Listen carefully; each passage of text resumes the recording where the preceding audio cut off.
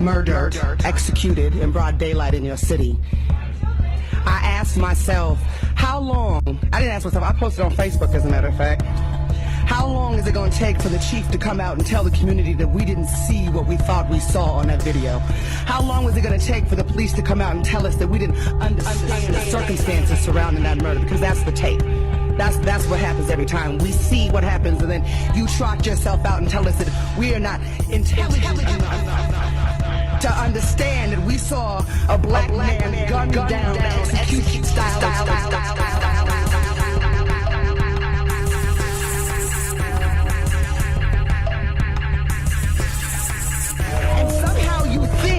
That talking to us like we are children who have not been examining, watching, studying you and your system for hundreds of years as we figure out how to tear it down, push back, and eventually win. As you continue to talk to us like children, what you are doing is inciting the rage of the people.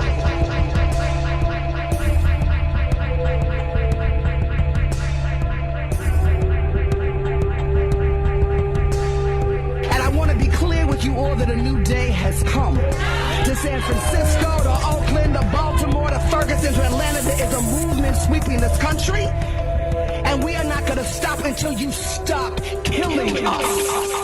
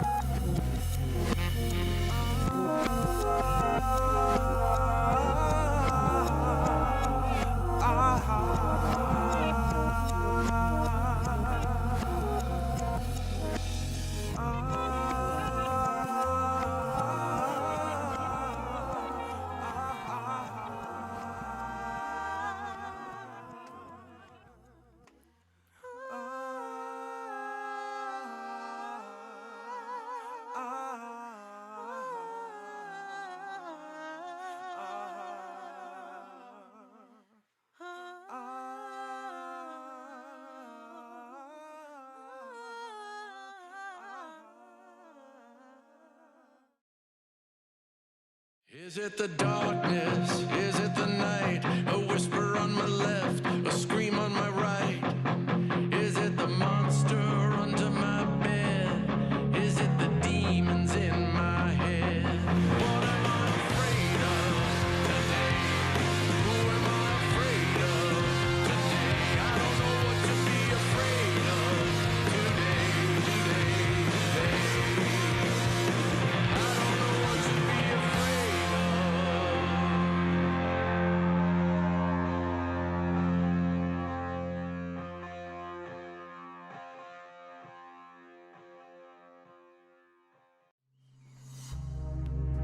what is female is often seen as less important or an aberration or something away from the norm.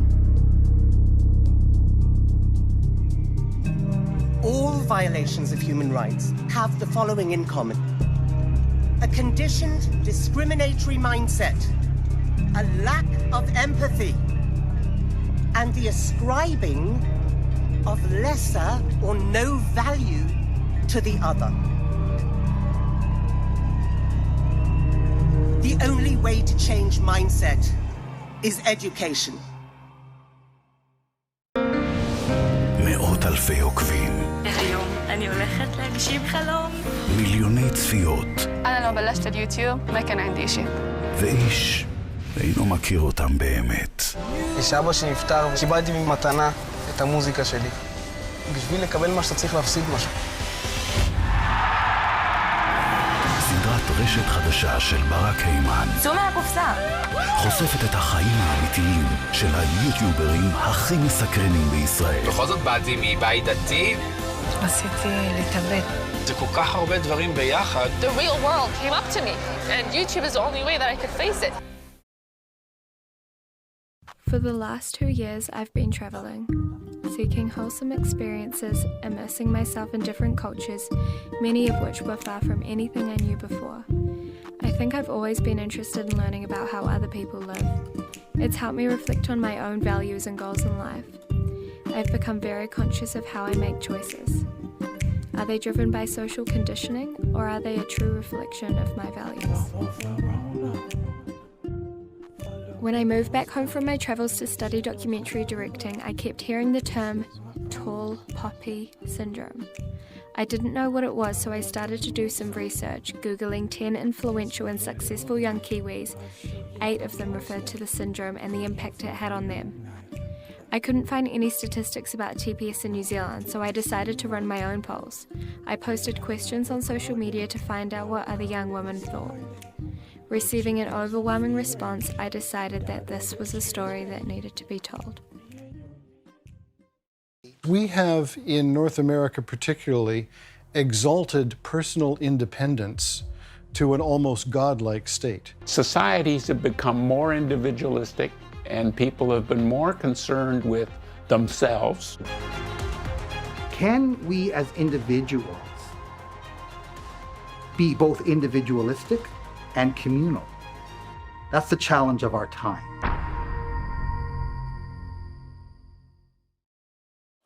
They're not just a number. You had magic and had one wish. What's your wish? For nobody to hit me. Our old way of doing this hasn't worked. It's working the best that it can work, and there's a lot of dedicated people. It's time for a change. I want to protect them from ever going back with their mother. You're dealing with people's most precious treasure is their children. These children have names, and they're real, and they need a loving home, and they deserve a family, whatever that might look like. I love you, so please don't take my mommy away. Jo penso que el Cristóbal, el primer que va pensar era anar-se'n d'aquell lloc, perquè ell no ho resistia, i emportar-se les malalts.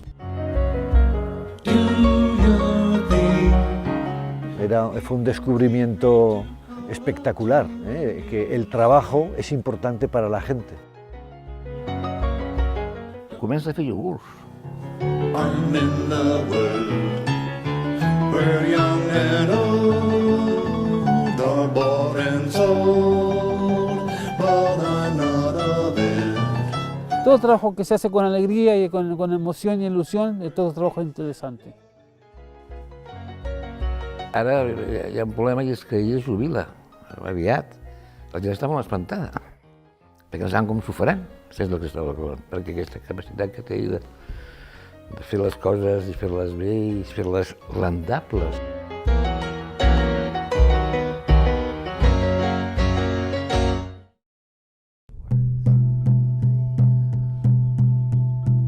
Dedim viajar como claro para la mayor europea, porque yo le digo vía de la niña que Ang marunong alam ang narorobiya na mga balodura sa dunia. Talo anay ba? Ang ilang mena.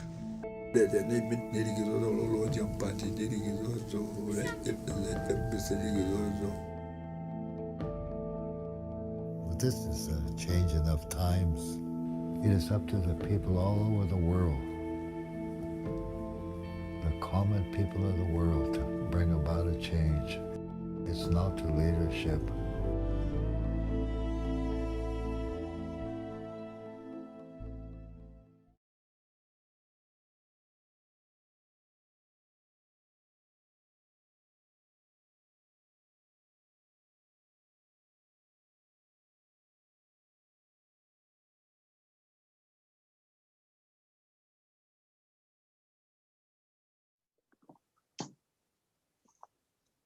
Hello, thank you so much for joining us today. I hope you've been enjoying all the incredible films that are participating in this year's Change Fest. We are so thrilled to honor our guests. Social Change has brought together a panel of filmmakers, of artists, of people who are really engaging themselves in how we can make change in our world and really impact each other's lives positively. And we're so thrilled to be joined right now by Masai, who is at home, as we all are. And thank you so much for taking time out. I know that your kids are right outside the door, just like when I'm home.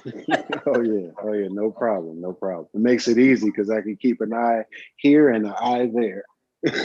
Well, it's interesting because, when I'm watching some of these films, a lot of what, these films discuss is the outward participation that we have and how we impact each other, how we are, destroying the planet, impacting each other with fear and control. And something about this pandemic, having to sort of hunker down and be around your family, there is a lot of positivity to be found there, isn't there?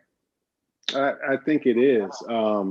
One of the positives is definitely we've had more time to, focus on what's important, more time to reflect. And I think in that reflection, the family is a big part, if not the biggest part of why we're here. So for me, COVID and the pandemic has put me at a mode where I'm not as busy and not feeling like I need to be so hyperactive. So I think it's mellowed me out a little bit, and I'm able to focus more on the relationship building with the family.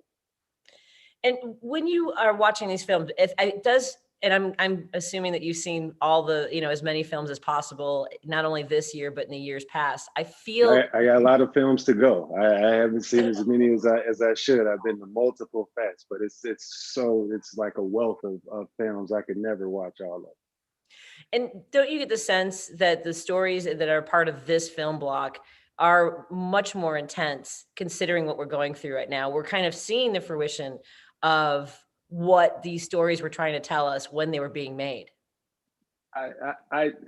It's from year to year. I think every year I'm at the fest and able to watch the various films. There, one film can be so impactful, let alone when you start to amass, hundreds. So I do agree that every year is impactful, but I wouldn't say, oh, I'm gonna give it to 2020 over 2019. No, because yeah. I can think of some movies at the Icon at the Roosevelt that they had some years ago where I stepped out of the theater, just changed. Same thing with the Cultural Center. Same thing with when we held the fest at DuSable. Each of those were like special moments kind of encapsulated in time. I think that, because we're watching them from home, that maybe that's where I'm getting sort of the intenseness of it. Tell us a little bit about your collaboration and your work with Change Fest and Social Change. I would say the connectivity started prior to the formation of Social Change. As we all know, Mr. Belcourt has been doing the good work for some time, and I met him when I was in the social service field, working for people coming out of the Illinois Department of Corrections, sort of as a workforce development coach. And I had these different responsibilities with the community. So along that journey, I met Todd at one of the stakeholders meetings, I believe at the Federal Reserve. And I think we understood where each other was coming from, and a bond was formed. Fast forward, he started social change, and after my social service career, I started my publishing company, and I was highly engaged in what he was doing, and vice versa. Content wise, I think we both started to notice that my content was based off of my actual experience working with the communities, a lot of times the same communities that he was engaged with. So we started to see a lot of overlap. Some years into the fest, he asked me to help curate the year at DuSable. He asked me to do some performance work, and just content wise, I feel like the synthesis of a community activist and someone engaged with the community and really trying to help, and is also a musician, makes me I would say someone's ideal for the type of storytelling that social change is involved in, the type of advocacy that social change is involved in. So I think our paths have just kind of been interwoven since we've met. What would you like to tell people about the evolution of, as you just mentioned, the festivals in years past, and the way in which filmmakers can have an impact on audiences to motivate them, even if it's just something that you, as you mentioned, changes their perspective a little bit, or completely inspires them in a direction that can be, a whole new life for them? I think these moments in this world are so precious. If it's filmmakers or directors or actors, I think we all know we have this integral sense of wrong and right, and we have this moral compass, I think, in each of us. And I think with great films, they are those films that are touching on the moral compass in each of us. And I think when we can make that connect with the substantial and real world things that we know happen and we know affect us, I think we're that much closer to making the connection with a broader audience, so to speak. Hopefully I've answered the questions. Yeah. You understand? No, that's the thing, is that I think people are, when they see storytelling, they're open to a message that they might not otherwise be available to in other circumstances. Oh yeah. I think it connects to our being. Whether it's the stories of being bullied, or the prison industrial complex, or trafficking, or so on. Whatever it is, there's something that touches our moral compass in each of these things. So I think the greater creators are the people that realize on a basic level, all we want to do is speak on our true humanity and where we're trying to go with it. So I think that formula is a recipe that's worked for many directors. The last year has been traumatic, I think, for most people. Anyone who says that they're not affected by what's going on in our world, it's not possible. Do you get the sense that it's a little bit of, this is moving in a direction? Do you have hope, is what I'm asking for, with where things are headed when it comes to the social unrest, and not asking anymore to listen to us, but really a call to everyone to make a difference in each other's lives? I think this call is something that is definitely been intensified this year, but it's not a new call. It's a call that's been echoed through many, many decades, if we understand our history. Plus or minus, it would be hard to say, because that's a relative understanding. Case in point, I'm on the Arts Council here for the city of Evanston. One of my tasks was to interview all of the businesses to kind of gauge if there was any assistance. Some of the business owners were of the mindset that this was the worst year ever. I talked to one particular executive director that worked with, I believe, the Music Institute. He said, "Hey, we're blessed." I asked him, "How you're doing? How's the organization doing?" He says, "We're blessed." But after digging in, I found out that they were blessed because the organization was able to pivot to the digital prior to COVID. So they made, as an organization, they made the decision prior to COVID that, hey, we're not utilizing this potential stream of revenue, and we're not servicing our clients the way we could be. So they decided in the winter prior to COVID that they were going to launch in the fall a stream of digital offerings and web-based offerings. Fast forward, that was their relativity. So I think I've seen both ends of the spectrum, from people that are no longer here to folks that have figured out how to thrive. And I know a millionaire or two at this point, and I've seen people that have they've prospered. So for me, I think it's relative, but the overarching climate, I think, is more focused on, hey, we do have to do better, and now I think we have the will and the climate to do so.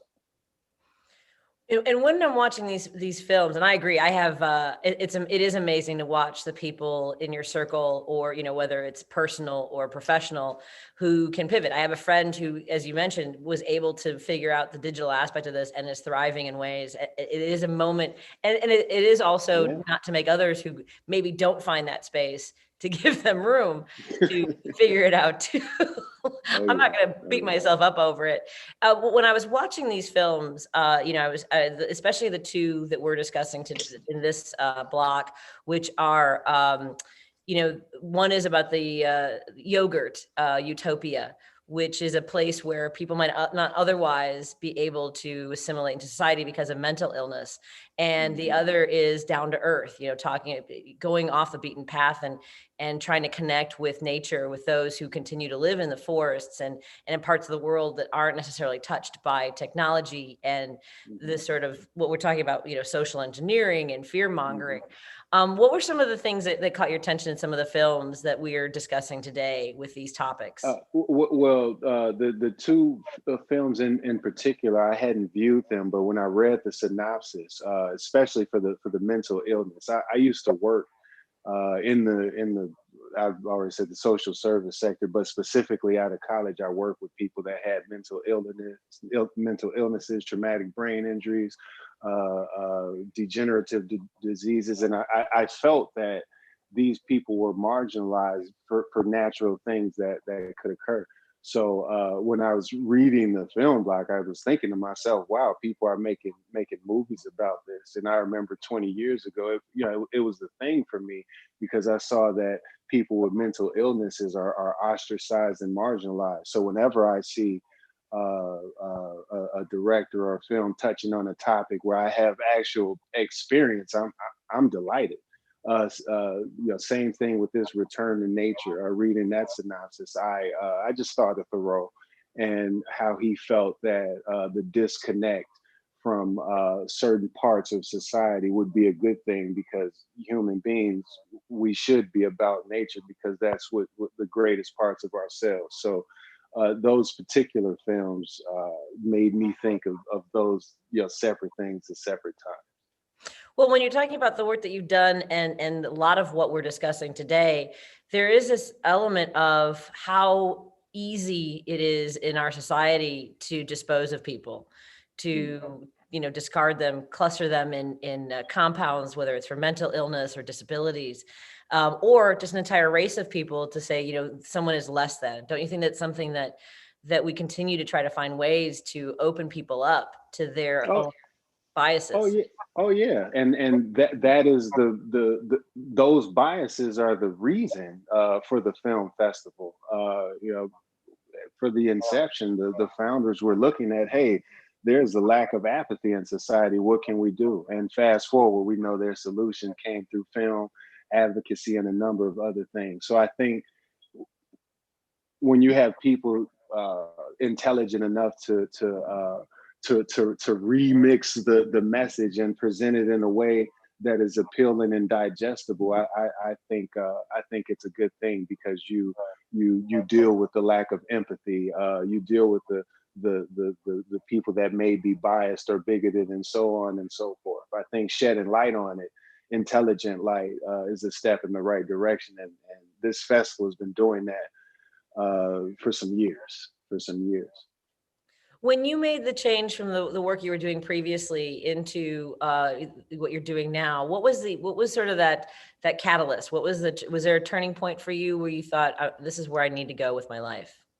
So specifically in some work in Lawndale on Chicago's west side, I was working with people coming out the Illinois Department of Corrections, and my goal was to deal with people that had felony backgrounds and give them workforce development services, and this was in tandem with the social enterprise that we was all in house. We had these U-turn permitted. I'll try and condense this, but working with enough people that have been on the ostracized end or the marginalized or the bigoted, I felt like they didn't have a proper voice. And I looked at the landscape of the music that I was into, and I felt like hip hop in specific is supposed to articulate the reality for the communities. And because I was so deeply embedded around this time, I just felt like the reality was absent. So I think I really started to make the turn to get more intentional with my writing and performing, and even some of the concepts I was creating. So I think it may have been around the same time I met Todd, and close to the same time where the Change Fest was born and the AM Muse collab, my publishing company, was born. So, and can you tell us a little bit about the inspiration behind your music?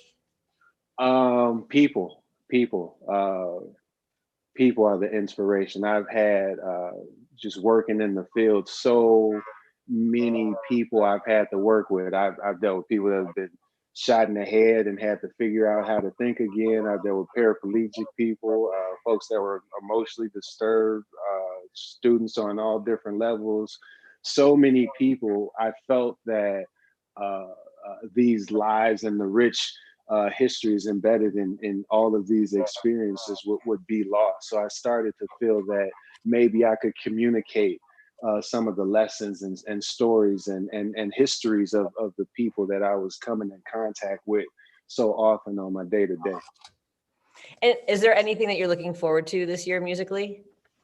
Well, I have an album that I'm working on called Death of a Dream, Birth of a Universe. And I'm actually mixing and mastering and working with some engineers now, but I'm doing a lot of the engineer work and the production myself. I would say I'm excited to be able to self-produce something like this, because it's very difficult to do some of the technical engineering things that come along with creating an album, let alone all the publishing and releasing. So I'm excited that I have the intellectual capability to do it, and I'm excited that I have the moral, social support and the colleagues and friends that support me. So even through this year, where a lot of people have taken losses, towards the end of it, I feel like folks have kind of taken their hits, their bumps and bruises, and they're getting up and dusting it off. So I'm just ready to be a part of that as we move into the next year, and so on and so forth. Well, I want to thank you so much. How do folks follow you and support the work that you do? Well, my website is AM Muse Collab, AMMuseCollab.com, and then my Instagram feed is Masai from the Shy, and my first name Maasai, and of course from the Shy, which is short for Chi-Town. Well, thank you so much for your for the wonderful conversation today and the work that you do and the collaboration with Social Change. We'll see you again. Looking forward to hearing all your great work. Indeed, always a pleasure, Patty. Thank you so much. Be well. And we're going to thank you. We're going to talk to Dre J, who is an entrepreneur, a DJ, an influencer. What is it always weird when someone says influencer, or is that something because no one walks around saying I'm an influencer? No, I look more as like a creative director, more so than an influencer, because I technically do all things creative. So I don't like to box myself in as just an influencer. Just everything creative is what I'm about. What have you always felt this draw to be creative, to express yourself and to touch others?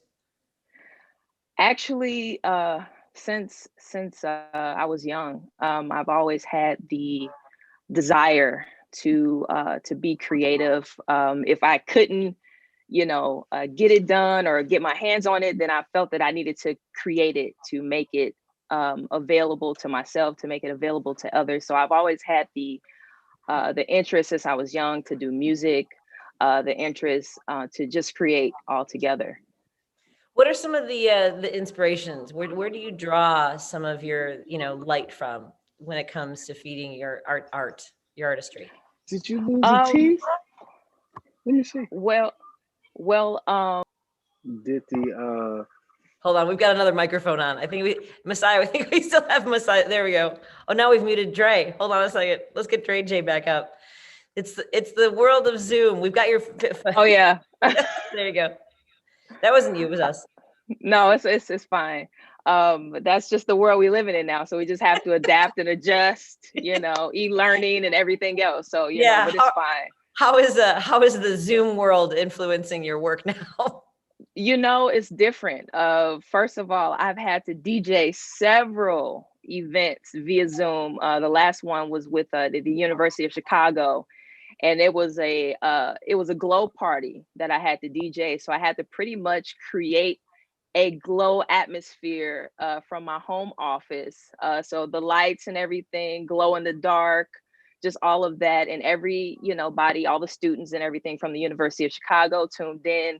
And we had a 90s throwback party. And it was actually really, really cool. We did it via Instagram. So, it's just really, that's the thing about being a creative, being able to adjust with the time and whatever, comes up. Like, hey, if you need to go out and buy a new camera, if you need to go out and buy this to adjust with what's going on, then, that's what you have to do to be able to keep up in the creative world, because everything is always changing. So. It is hard because some people can get stuck, and it's understandable. And then you have to decide, now what? Right. Right. There's a decision. And what keeps you going? What feeds your soul getting through this and trying to create new ways to keep people engaged? What keeps me going really is my family. I'm married. I've been married for 8 years. My husband, my children, I have a 5 and a 7-year-old, and pretty much my why and knowing why I do what I do every day really ultimately draws back to my family and creating a better world and a better environment for them. So the times when I don't feel like doing, I think about my why, I think about my family and why I'm doing what I'm doing. And that gives me the energy and the fuel to keep going. And then also too, not just my family, but I have a group called Temple Love. And with my group, we really inspire people, mind, body, and spirit to be the best that they can be the best version of themselves in fitness and health. And so, not just doing it for my family too, but then also reaching out to help others to be the very best that they can be, mind, body, and spirit. And, ultimately, like, there are a lot of people out there that really count on you to be at your very best. So, so those are the things that push me, I would say, on a daily basis. We're talking a lot today about, and in these films, social engineering, fear mongering, this sort of worldview. And when you're working with people individually, and even though it's digitally now, what are some of the techniques? What tools do you remind people they have in order to stay engaged, to be the best possible person they can be, as you said? Well, I've actually gone back to the old school journaling.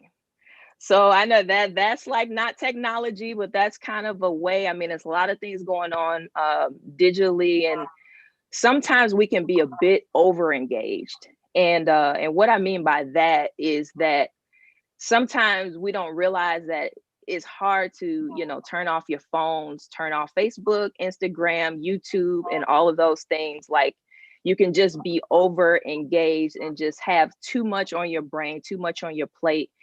And you just need to disconnect from social media altogether and just kind of take time and clear your mind. And for me, that way that I've taken to just kind of clear my mind and work through some things is journaling. And I started that when the pandemic started, and I've continued on till now. And that has just been a great release for me, a great creative release for me. I write a lot of my thoughts, and just all of those things. It's allowed me to be so much more free, so much more creative, and just not so stressed. So, I would say sometimes I think we need to take it, not all old things are bad. So, sometimes we need to just go back to some old things and just, get to journaling and just kind of create that space. And when you're in that space in this sort of environment and trying to engage others, do you think back at like what's led you here? What were some of the points to your life that inspired you to go in this direction? For me, in the health and fitness industry, I would say was I've had like a lot of deaths in my family that were health related, and just a lot of things that could have been avoided with proper nutrition and diet, things like that. So taking a look at those things have fueled me to make a change, to do something different, but not just do something different for myself and for my family, but also bring other people along for the journey. Like I go on walks with my grandmother, my mother, my sister-in-laws, like my whole family, and just, friends, and just trying to incorporate and bring people into the world of health and fitness and inspiring and motivating. Because one thing that I've learned is that a lot of people want to do a lot of things, but they're missing that push. They need somebody to just, get in their ear and say, hey, did you do this today? Or, hey, check in with them during the week. How's your eating going? How's your fitness, going? Just to have that accountability partner. So I would say just, those things, going through those things in my life and just realizing that I want something different for myself. I want something different for my children. Those are the things that push me and inspire me on a day-to-day. And what are your thoughts on Change Fest and the films? I think Change Fest is awesome. I think it's awesome. I think it's needed. And it's amazing that, I think a lot of great things are coming out of 2020 with the virus. It's allowing people to be more creative. And I've just seen so many great things coming out of people in this season. So I think Change Fest is awesome. I personally know Todd. Todd and I went to the same church for a long time. So, I think Change Fest is absolutely amazing. I'm so happy to be a part of a panel with so many great creatives. Yeah, the films that we're talking about today in particular are talking about, the return to nature and communal living, and, the idea that we've gotten too far away about it. And you've touched on that people need to sort of disengage from all the technical devices that they have in their lives. And yet here we are watching, talking to each other digitally. But what are some of the things that have impacted you during this festival? Are there certain stories that really stand out for you? Well, for me, we talked about getting back to nature. And for me, I like to personally, I'll go outside and just sit by a tree and just write, or, just take that time to like take walks or different things like that. And, I think like those are things that are needed, even though like we're here digitally, but once we disengage from the Zoom call or these, Change Fest in general, then we really have to just take time and sit with ourselves and like, just really, like you said, get back to nature, get back to just self, and so it's important, and you figure out who you are in that space. During this time, I figured out so much of who I am in this space and who I want to be. A lot of things I've let go during this time and during the season. And just realizing, because one thing with being a creative that I've learned in this time is that because we're so creative, everyone comes to us for everything. And then we try to be all things to all people. In the interim of trying to be all things to all people, we end up burning ourselves out. And so, you know, like just really realizing that in this time frame, really realizing that if I just focus on creating and going down one lane, that I can actually conquer this one lane instead of trying to go down 100 different lanes at one time when you're only one individual. So I think that's like really important for people to like really realize, especially all of my creatives who are so multi-talented at a lot of different things. And you've talked a lot and talked a lot about, you know, spiritual and reconnecting, you know, and, you know, for example, journaling and going outside, sitting by a tree. What kind of music are you, you know, finding that you're creating? What do you want to tell us about the musical aspect of what you're working on right now? So, so personally, I mean, I DJ. So, so, you know, like, of course, you know, a lot of people aren't having events and things right now, but other than digitally. So, you know, that's a whole party world that you try to create there. Personally, when I'm in my personal space, though, I try to unplug from all of the party music, all of the madness. And I have a Spotify playlist that I created for myself in my group. It's called Temple Love. And that playlist is simply full of meditation music, rain sounds, ocean sounds, and anything that can calm me completely down in that moment. During this period of calmness, I was able to create an entire fitness business that's dedicated to health and fitness equipment and apparel. A website where you have your at-home workout clothing, your at-home workout equipment, and all of that. So just really being in this space has allowed me to just really create and go into more of a lane of what I'm working on as far as the health and fitness world. And then as far as my DJing world. And so those are like two of my main worlds that I'm trying to stick to. I'm a drummer as well, and I do a lot of other things, but I'm just really trying to stick to those two things so I don't burn myself out. So. Sure. And what do you have coming up? What should people know about? Where can they find you and support the work that you do? You guys, if you're on Facebook, I would love for you guys to follow my group. It's called Temple Love. And actually, we have an event coming up tomorrow. If you guys feel like working out with me and my group, 8 a.m. we're going to be working out at Yukich Field on 89th and Kedzie. That's in Evergreen Park. And it's really just a group of people that get together. We are taking our health back and we are holding each other accountable for working out. So if you guys want to join us tomorrow, 89th and Kedzie at Yukich Field, we will be out there on the football field working out. It's a little cold, so make sure you guys wear some warm gear, but follow my Temple Love group. You can also find me on Instagram at Drea, JAY_. And if you guys want to get the best at-home fitness equipment and apparel, you guys can check out my website at shoptemplelove.com. It has been an absolute pleasure, and I look forward. I actually watched a couple of your workout videos. I'm like, you know, you're it's right in your living room, right? You know, yes. The couch to do lunges and burpees. I'm gonna, you know, I'm not ready. I'm not ready to get back to some of those. Hey, and I have kids, so it's hard for me to make it to the gym. You know, so I had to cancel my gym membership and just figure something different out if I wanted to stay healthy and fit. So that's what I came up with. Well, thank you so much for joining us today and for the positive change you're bringing to people's lives. Really appreciate it.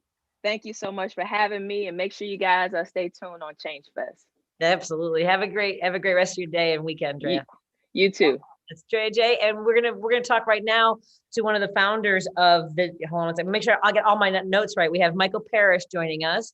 He's the founder. He's the founder and filmmaker from the African Film Consortium, which I believe started just in 2012. Hi, Michael, am I saying your name correctly?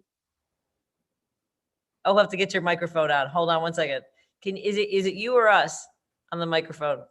Okay, so there we I go. got you. Hi. Yeah, I got you. Hi. Hello. How do I pronounce your first name? It's Michael Parrish Ajiri. My last name is Ajiri, so it's Michael Parrish Ajiri. Oh, it's a pleasure. Thank you for I always want to make sure I pay respect to people in the way they pronounce their names. So Michael, tell us a little bit about your background. You were a filmmaker and then created this entire film organization. Yeah, so first of all, I started making music videos in late 90s, and then I was making TV shows and television soap operas, and then started making movies. So sometime around 2009, 2010, I was trying to make a film across Africa. And for me, it was difficult to reach out to filmmakers from other part of the continent. And then, I realized that we do not have a platform that unites Pan-African filmmakers, bringing them together as one. And so in 2012, I started traveling across Africa. Oh no.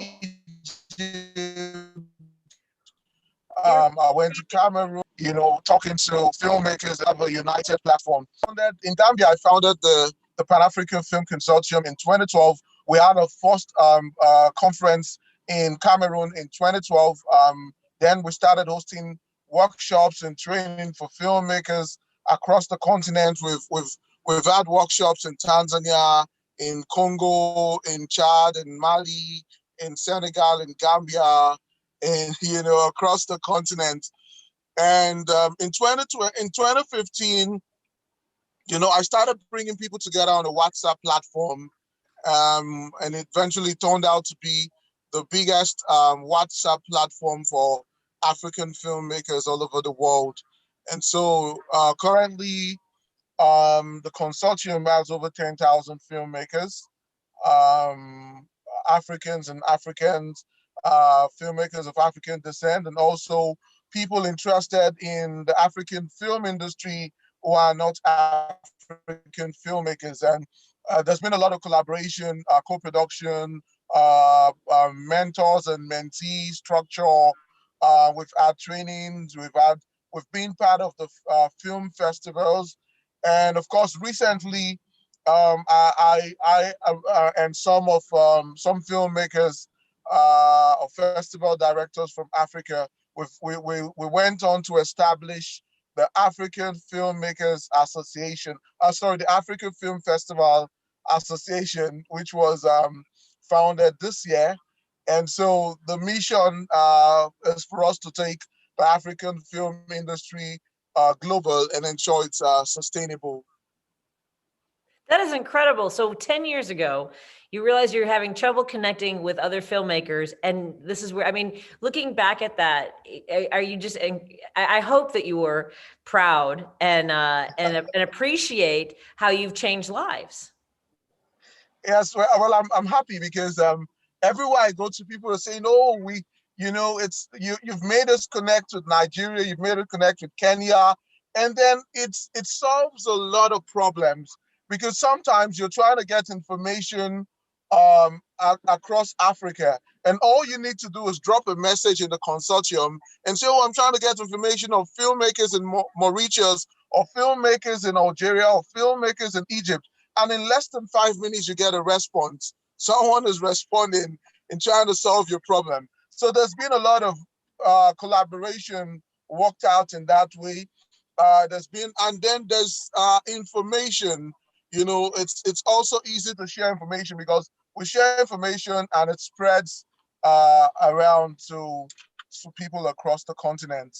So for me, I'm excited. I'm excited that we've created a platform that can connect Africans all over the world and bring them together under one umbrella, to make things happen for us. Did you, in your wildest dreams, think that this? I mean, it's remarkable. It really is.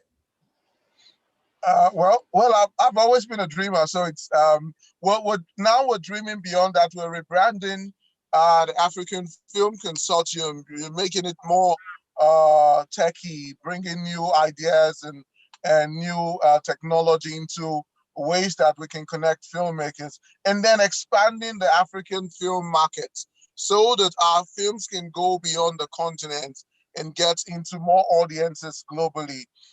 We're looking at ways that we can get more people to celebrate the African filmmakers, and of course, African filmmakers.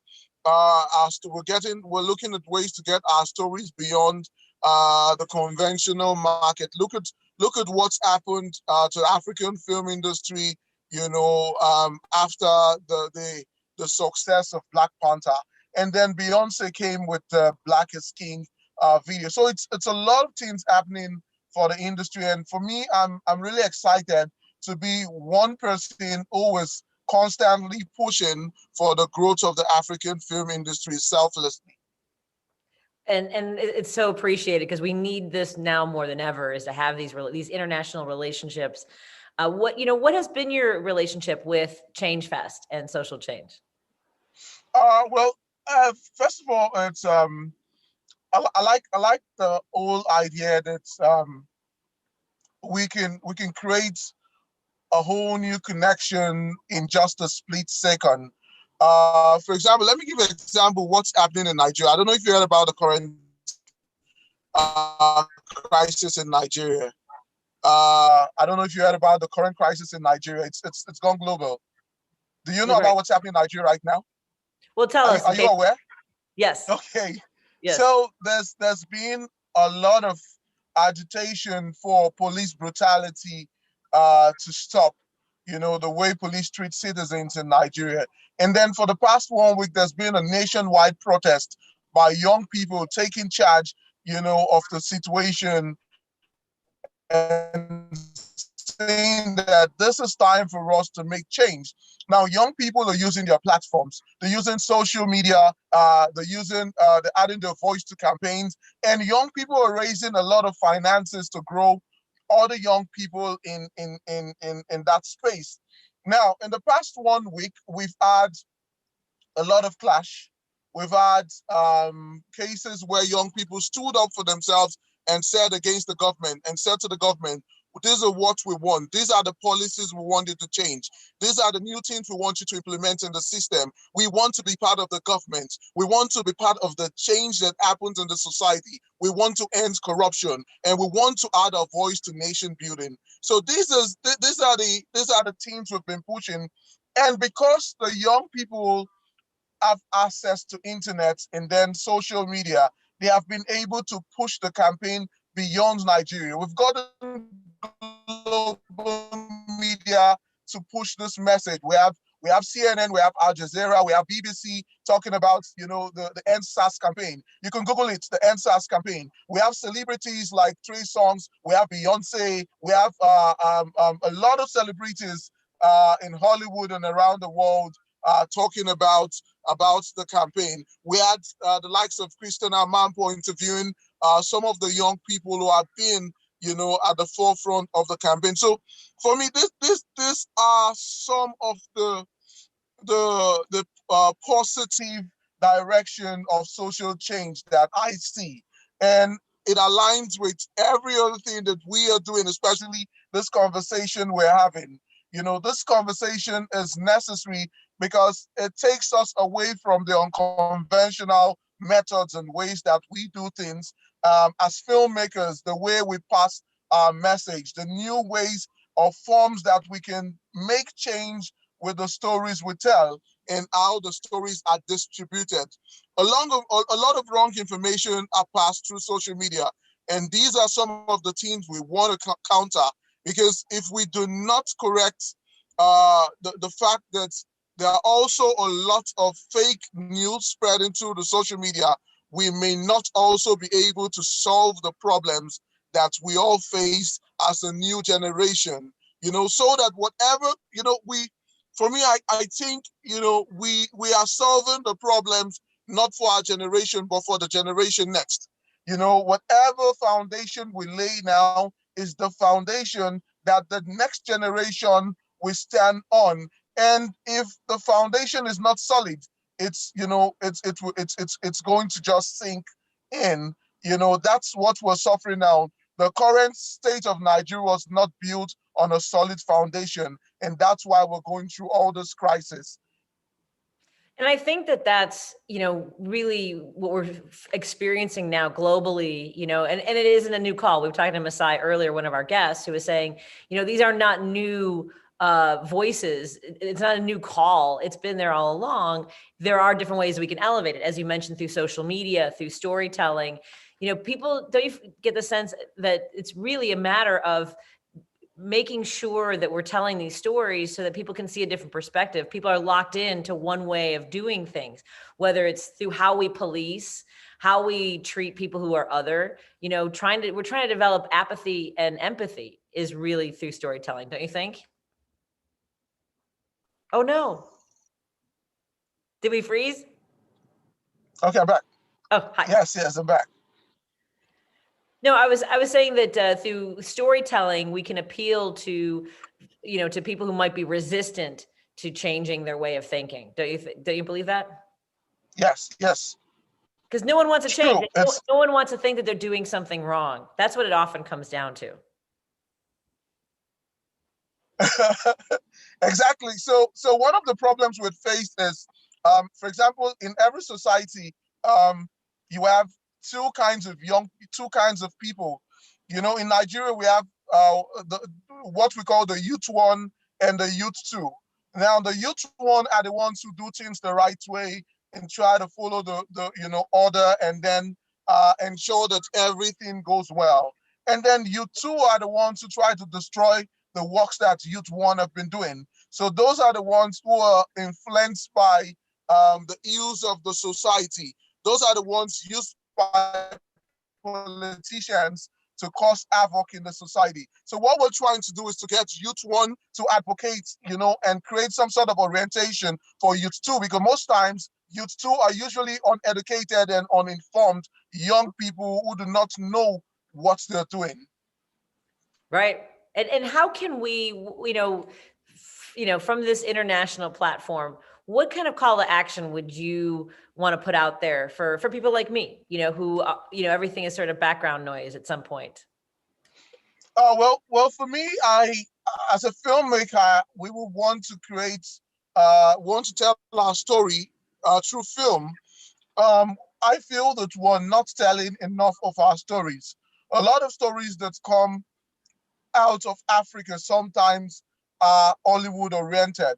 You know, we're trying to make films that are replete with romance, a lot of scenarios similar to what happens in Hollywood. We're not telling our story. We're not telling stories that concern our culture.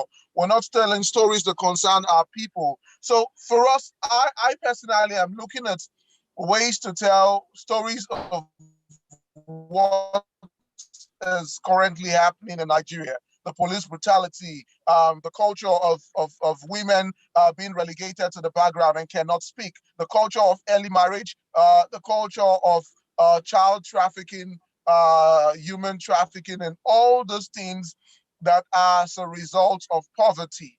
Now, I keep saying to people that Africa is not a poor continent. Africa is just filled with people with poor mindsets.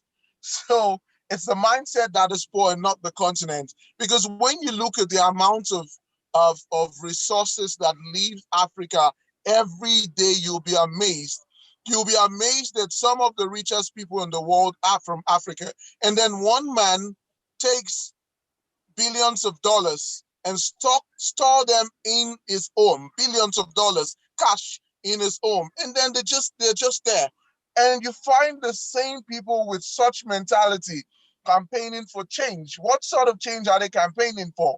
And you know, it's sometimes it doesn't make sense. And so for me, my vision is to spread the message in several African languages. Oh no! We've lost Michael. Michael, come back to us. I feel like we had a solution to a lot of, and I have to agree. Hi, Michael, we lost you there for a second. Are you there? It's a.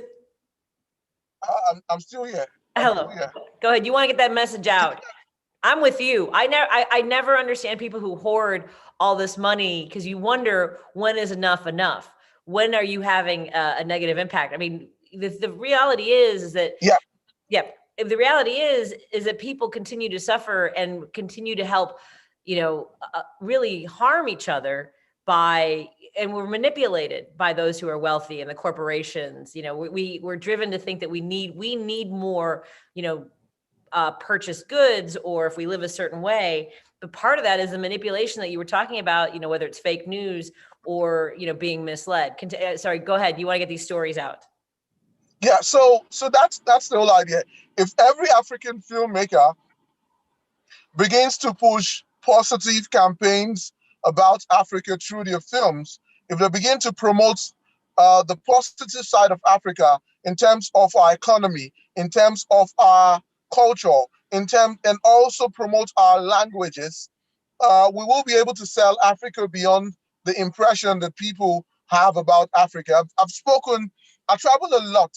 I traveled to over 100 countries so far, and then I've met a lot of people. When you talk about Nigeria, a lot of people think, when you talk about Africa, a lot of people think Africa is one country. Meanwhile, they don't realize that Africa's got over 56 countries in the continent. And then a lot of people still see Africa as that Tarzan kind of environment where people swing. And then it amazes them when you tell them, oh, I drive a Mercedes or I drive a Bentley. And they say, oh, you guys have a Mercedes? And you have Mercedes in Africa, or you have Bentleys in Africa. That is the kind of mindsets that I'm looking for us to change. Filmmakers need to begin to do more beyond telling stories of very archaic people living in the continent. I don't want to tell stories about people who are underdeveloped. I want to tell stories about technology in Africa. I want to tell you that Microsoft has moved its entire engineering section to Nigeria. And it's amazing who would ever believe that Microsoft would move its entire engineering section to Nigeria and Kenya. I want to tell a story about Google moving a whole lot of operation to Nigeria. I want to tell a story about more incorporations, about Nigerian tech companies being sold for $200 million, young people who are not even up to 30 years old selling their companies for $200 million. I want to tell such stories. That is the story of Africa. Africa is beyond the impression that we are all so poor we cannot even feed, and then we need Bill Gates and Melinda Gates Foundation to help us survive. That is not the Africa. That is the Africa that they are building for the world to see. When you look at the amount of gold that leaves Nigeria every day, or the amount of diamonds that leave West Africa, or the amounts of coffee. Ethiopia is one of the largest producers of coffee in the world. Coffee is a very, very important cash crop globally. The amount of crude that leaves Africa, Tanzania, Egypt, all these are things that you look and say, Africa is a rich continent. And we need to begin to push the narrative. The likes of Mansa Musa. Mansa Musa is seen as the richest man that ever lived. Mansa Musa is from Mali. It comes into your country and changes the entire economy of your country. Those are the narratives that I am interested in pushing. And that's the reason why we're having this conversation. It is, absolutely. And how has Nigeria, how has Africa been impacted by COVID-19? What has been the experience? Because in the United States, we obviously have leadership that decided to go in one direction, and how it has impacted us. We have over almost 250,000 people have died. Well, we continue I think to have we arguments have about, really, yeah, go ahead. I think we've really been lucky in Africa. I can tell you sincerely that Africa as a continent has not recorded 100,000 deaths. Nigeria has not recorded 20,000 deaths.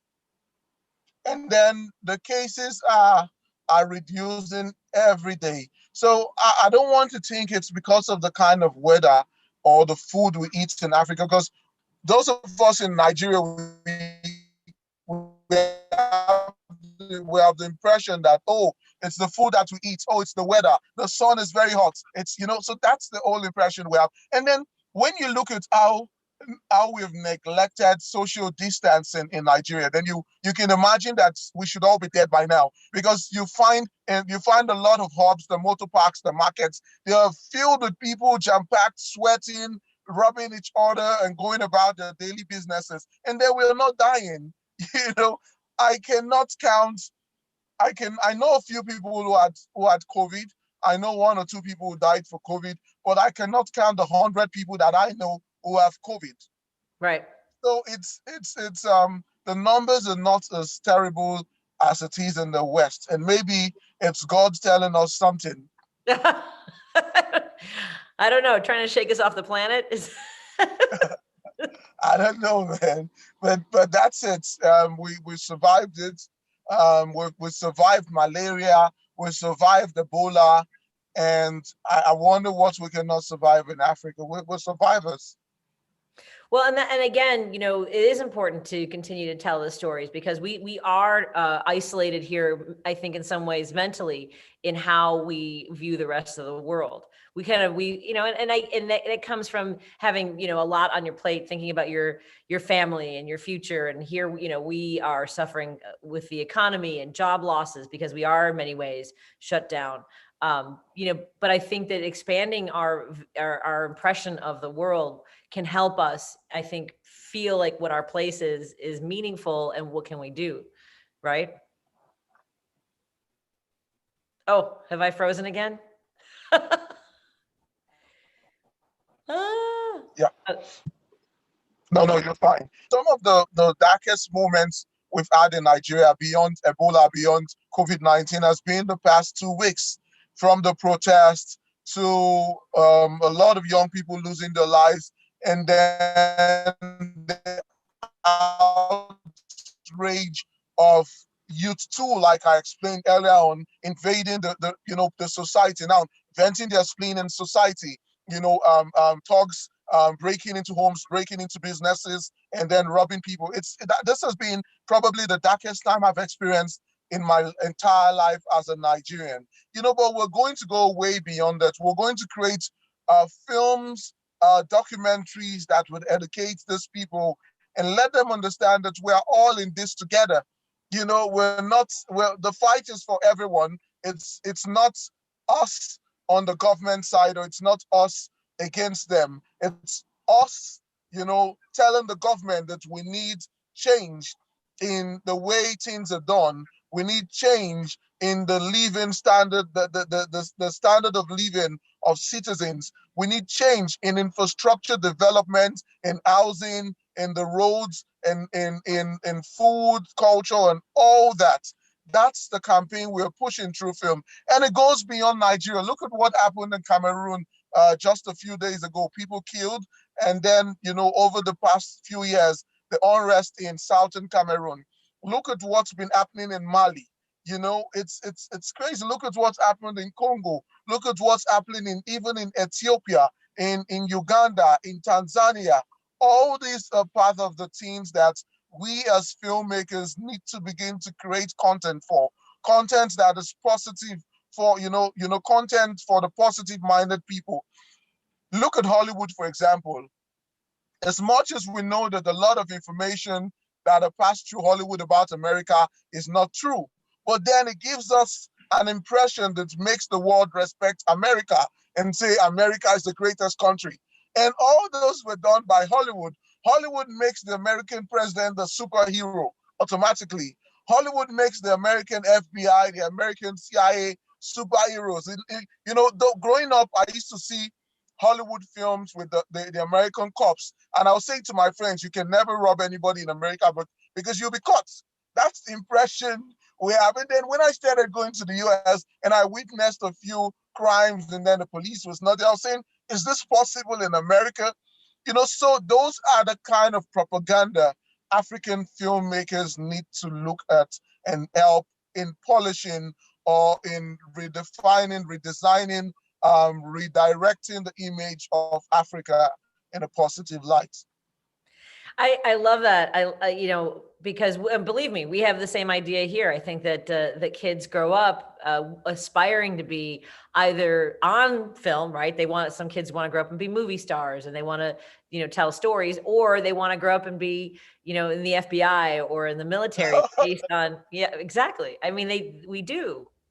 And it does make a difference. So it's not just for what the world sees, but also for the kids that are growing up in Africa, don't you think? Yeah. Well, I don't know, but the kids in Africa a lot of kids in Africa have been corrupt by what they see on Cartoon Network. And so yeah. Okay.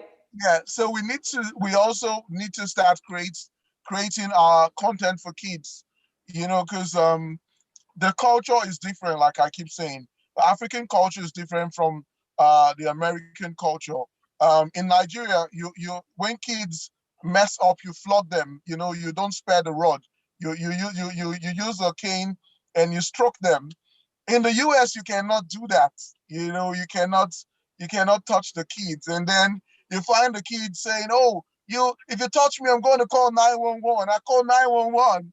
And then in Nigeria, where's the 911 will flog you. So the culture. I used to have an uncle who had a kid who was always threatening him with 911 until the kid came for holidays in Nigeria. And then when the father flogged him, he said he was going to call the police. And the father said, we should go to the police station so you can report me and see if the police don't flog you. Oh, man. So the culture is really different. The lifestyle is different. The cost of living is different. In Nigeria, the minimum wage is about $100 monthly. So the minimum wage monthly is about $100. It's quite different. I know most people, and so cost of living is different. It is very, very different. The opposite on the flip side, you have very good hospitals in the US, in the UK, in the Western world. So when our leaders are so greedy, when they're sick, they have to fly to the US or the UK or Germany or somewhere in Europe to treat themselves, or in Dubai. But we don't. They are too greedy to build those same facilities in Africa. And then you find out that the cost of building some of those hospitals or facilities that we require is in their bank account. So you find one man, his bank account in the US probably has about $2-3 billion, $200 million, $500 million. And you can imagine what those monies would do in transforming society. And it's not just one man. Everyone in government is working to steal money so that they can secure the future. And it becomes crazy. 100,000. You find one man owning about 20 houses in London, 10 houses in the US, and all around the world he has probably 100 houses. Even Bill Gates would not boast of 100 houses around the world. So that's the greed of the average thinking African leader. Wow. And you talked earlier about how, you're doing the work that you do now for the future. You don't necessarily, we try to make as much change for ourselves, but it really is about changing that foundation, because you were talking about how the foundation of Africa, right, Nigeria was not solid, was not stable. What kind of change but are there any changes that you feel that can be done now, even if it's just small, to continue, moving in the right direction, or even starting to move in the right direction? I think I lost you again. Oh, hi.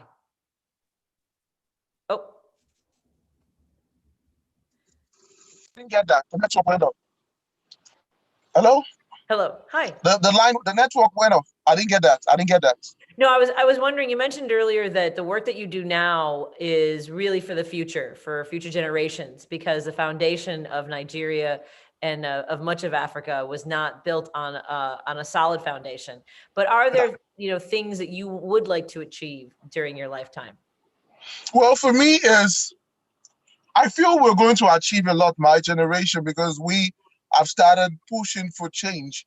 And one of the things we want to see is a country that will be built for everyone.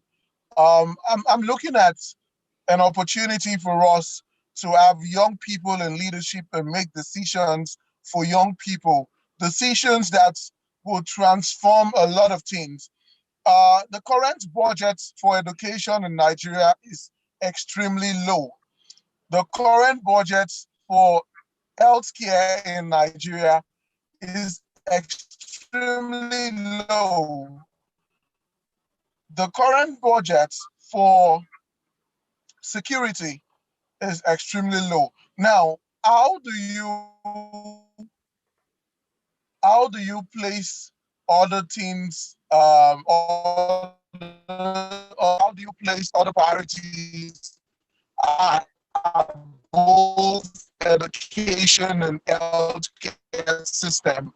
It doesn't make sense to afford accessible education. Who do not do education? A lot of people would tell you, a lot of people would say that the reason why they did not further their education is because they did not have the finances to do that. Now, I am thinking that if we are able to create those opportunities for more to get educated, more people to train in different skill. We bring in technology into our educational system. You'll be amazed that people go to study computer science in the universities and they do not even have access to computers to use in the universities. It's funny. So we're looking at building a country where you have more people who are IT compliant. You have more people looking at ways of advancing the economy through technology. We're looking at ways that we can get more people look into the healthcare system so that we do not have to fly out every time we have a headache or you have to give birth to a child, then you fly out to other countries. Now we need to look at what's the society as in place for citizens. The reason why a lot of Africans run to Europe and America is because of the exodus of Africans into these places. It's because they're better. The life what that society offers is better. You cannot imagine working for 30 days and you're earning just $100 when you can work for 30 days and you earn about $1,000 or $2,000. And then you realize that you're not even working as hard as you're working in Nigeria or in Africa. So we need governments to provide enabling environment for people to thrive. Businesses are not doing well because there's no power. We do not have power, so we have to run a generator most times. And then the cost of running generator is expensive because you have to buy petrol or diesel. So it's, each time I think about the problems we face in Africa and then how rich the continent is, it pains me so much, and so these are some of the things I am hoping that our generation can change. I can only change the mindset of people through the films that we make, through the contents that we churn out. That's the way we can contribute. There are other people who can educate people in different forms. There are other people who can provide finances to grow the mind, to grow young people in every sector and say that in the next 10 years, we're able to build certain leaders that will represent us in key places. And that's where we should focus. We need to begin to think strategically on how we can enforce certain policies that would favor young people. We need to begin to think as one, and how we can drive certain agenda that can, help, promote whatever um, um, um, um, Oh dear. Now we've lost Michael again. This is incredible. Oh, yeah. So for me, I think the earlier those of us who are able to add a voice in that space come together and push the message, the better for us. Because if we do not do it now, it might be too late tomorrow. This generation needs to enforce what will change the next generation now. do you have a sense that there is a, I mean, we always have young people who, have a different vision. There are moments in history when there is momentum, there is an energy to make change. Are you also, confronted, I'm guessing, with a lot of cynicism, a lot of, apathy that, well, this is the way it is, it'll never be different? Well, it's normal. It's natural as humans. Sometimes I'm frustrated, and I say to myself, you know what? I'm going to leave. I'm going to leave this continent, and I'll not come back. It gets frustrating when all your efforts are almost, looking like they're for nothing. You're pushing a lot, and then there are people frustrating you. There are people trying to make those things you do look like you're doing nothing. So, it's normal. Sometimes personally, I get tired and I say, you know what, I'm not doing this anymore. But then when I look at how much I have contributed to the development of the African film industry, and then I say to myself, you know what, let's just keep doing it. And I believe that one day our mission will, unlike Tom Cruise, our mission will be possible.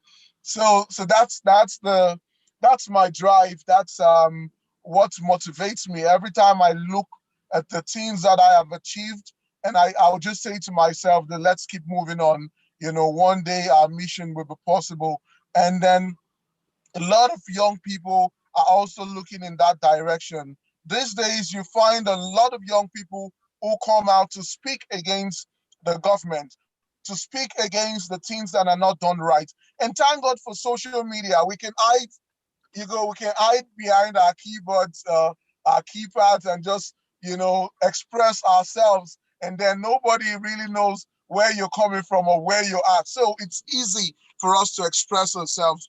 But like I always say, in as much as we're expressing ourselves, let us do it the right way, and let's always try not to incite violence through whatever we say or do. And you mentioned that your goal is to use the power of film to cast a positive light on a country, on a continent. What are some of your other goals for the African Film Consortium over the next 5 to 10 years?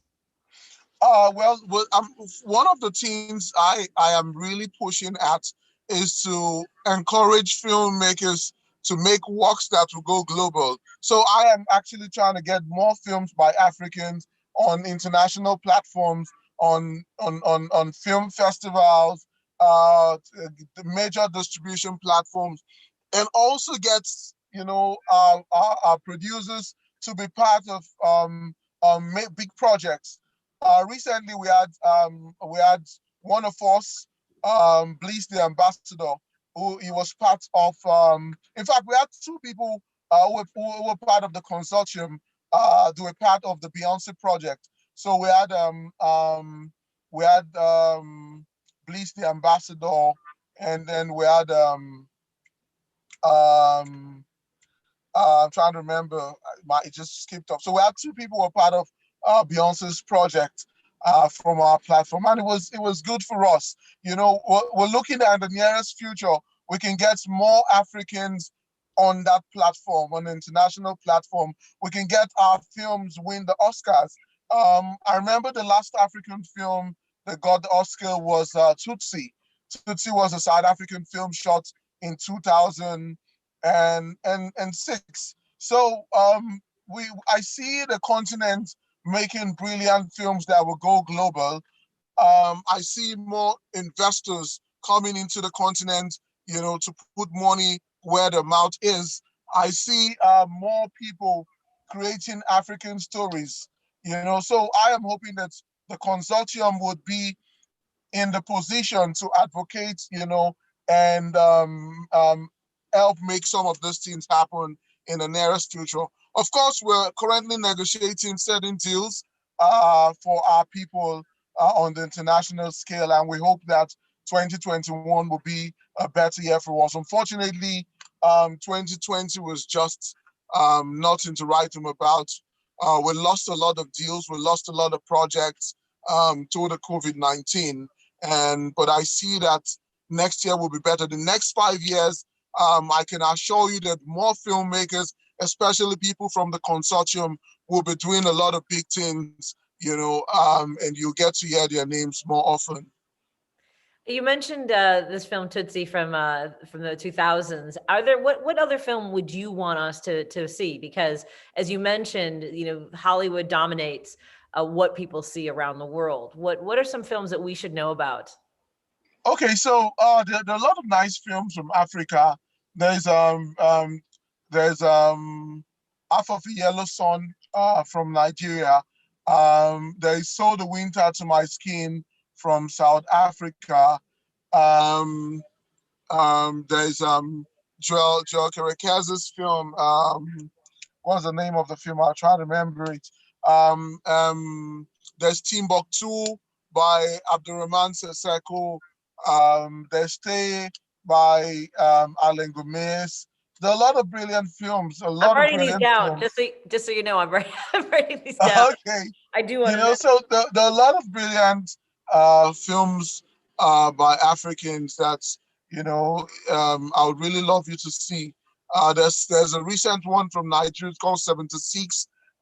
There's another one coming soon by Robert Peters. A Mugabe story was shot in Zimbabwe.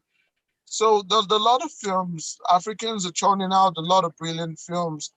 I can't remember all the titles now. No, I'm but I going know to email that, you. I'll have Todd Belcourt connect us by email. I think we already are. I'll give you 50 titles of films you should see from Africa, and I'm sure you'd enjoy them. I would love to. What led you to become a filmmaker? You're so passionate about this career you have. Well, for me, I used to paint in the past. I used to make paintings. I did a lot of paintings, although I'd not painted in years. 2 years ago, I tried to do a painting. I made a painting of Bob Marley because there's one of the people I love so much.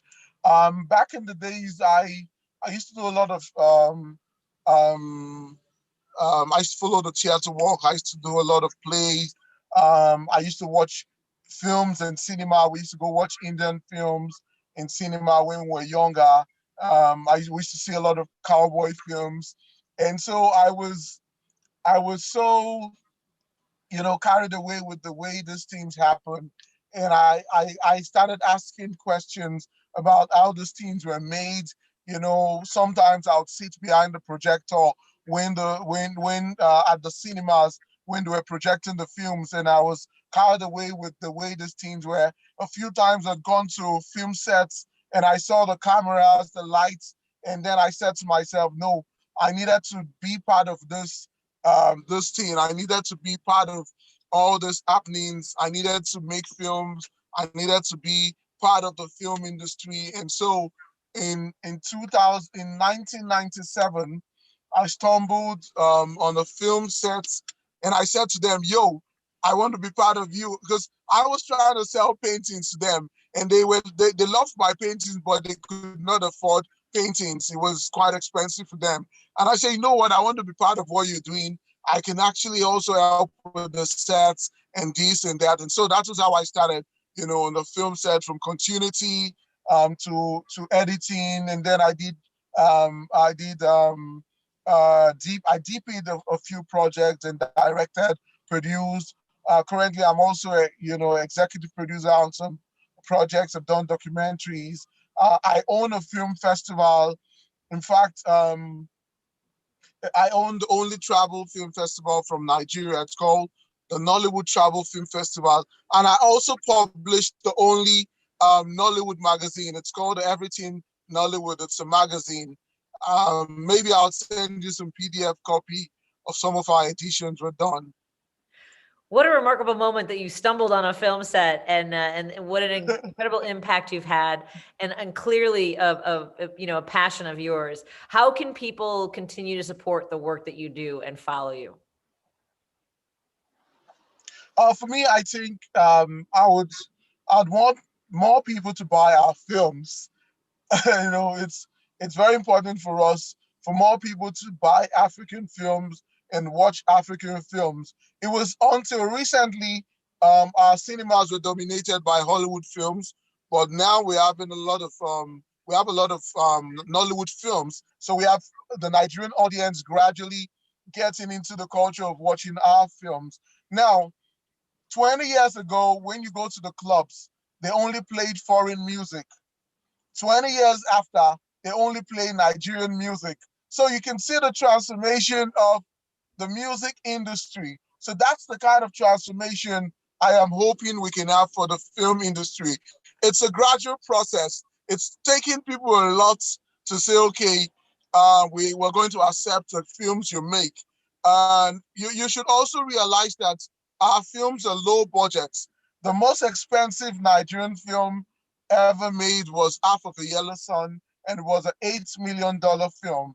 After $8 million, the most other films were probably $1 million, $2 million. Regular films are made at $30,000, $50,000, $100,000.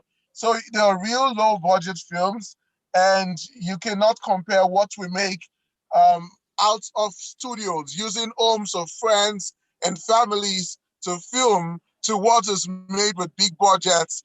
And, so until recently, when Netflix came into Africa, the budget has not really been big.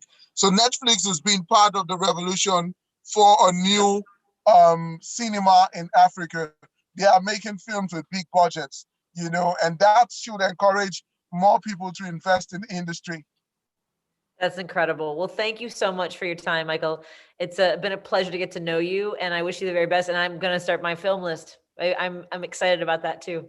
Yeah, so email me. I'm going to send you a lot of stuff that you should see. All right. Email me, and you can check me out on Instagram. I don't have a lot of followers. I've got like 5,000 or so followers. It's Parish Africa. So Parish Africa is my Instagram. Then my name, Michael Parish Nigeria, is on Facebook. Twitter. So we can all connect. I hope we can have more conversations like this. Yes, more often, so that we can get to connect, and meet more people in line with what we do, and also share the message that we're spreading around the world, that African cinema is the future. That's wonderful, and I agree. Have a wonderful rest of you. I don't know if it's day or night. I think it's night. It's night. It's night. I'm actually in a film set. I'm filming, so I just jumped into my car to make this. I've taken so much of your time. Thank you so much for that. You've been very kind and generous with your insight, with your time, and with the work that you do. Take care, and I look forward to everything. Okay, have a great day. Thank you so much. Thank you. Right now, we're going to turn to Yogurt Utopia, and we're going to show you a little bit of that incredible film. Thank you all. Bye, Michael. If we can.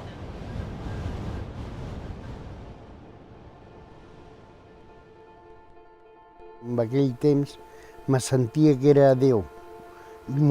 Estava convençut de que era Déu. La meva mare no m'estimava gaire i m'ha deixat mig al bosc el meu germà i jo, mig al bosc amb en gerba. Era un hospital psiquiàtric típic de l'època, a Espanya i concretament a Catalunya. Malalts, aguts, malalts crònics, inclús gent que no estava malalta. Recuerdo perfectamente el impacto que me causó el primer día que entré dentro del hospital psiquiátrico, no solamente lo que vi, sino lo que olí. Cristóbal, el primer que va pensar era anar-se'n d'aquell lloc, perquè ell no ho resistia, i emportar-se els malalts, no? Per fer una cosa diferent, que és el que ell va fer realment.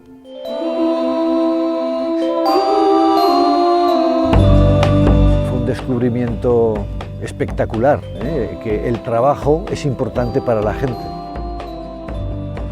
Això continua després muntant una granja, produint llet. Comença a fer iogurt.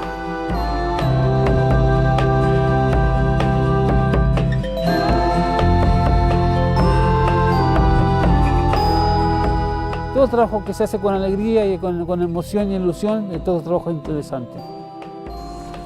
M'agraden les noies, m'agrada la nit i m'agrada la festa. El Cristòfol era un bon noi perquè m'estimava, el Cristòfol, i llavors estava al sanatori i després m'ha portat cap aquí.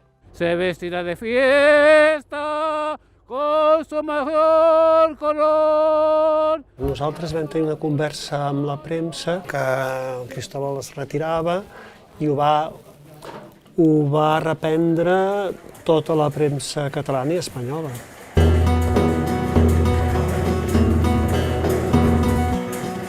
Jo estava molt espantada, perquè no saben com s'ho faran, és el que estava clar, perquè aquesta capacitat que té de fer les coses i fer-les bé y fer-les rendables.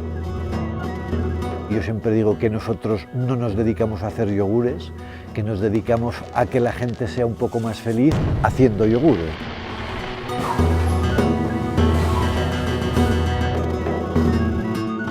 ¿Cuál es el plan?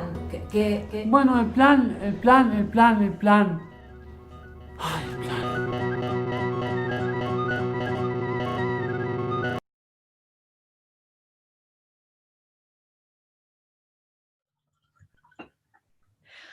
So this is really incredible. I'm honored to introduce you to Anna Thompson and David Baksh, who are the directors of Yogurt Utopia. Let me ask first, David, am I saying your last name correctly?